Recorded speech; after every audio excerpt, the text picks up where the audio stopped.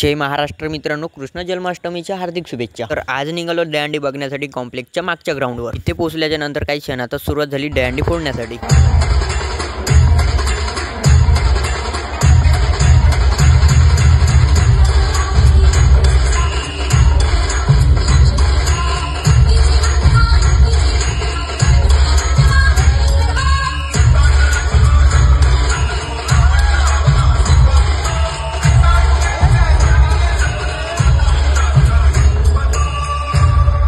कॉम्प्लेक्सच्या मागची दहीहंडी फुटल्याच्या नंतर डायरेक्ट आला आंबेडकर स्क्वेअर मध्ये। इथे एवढ्या स्पीडने याचं रिझन म्हणजे एकच, इथे पुष्पा भाऊ आले होते। त्यांना पण घ्या लागेल ना आपल्या मिनी ब्लॉग मध्ये। तर होऊ दे मग पुष्पा भाऊ एक गाणं।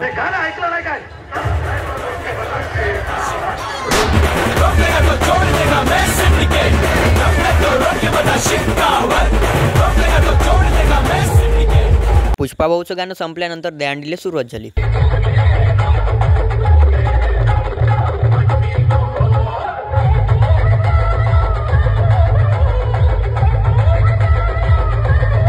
अकरा ते 11:30 वाजेपर्यंत दहीहंडी फुटली। तर आजसाठी एवढंच, भेटू मग अशाच एक नवीन ब्लॉग मध्ये।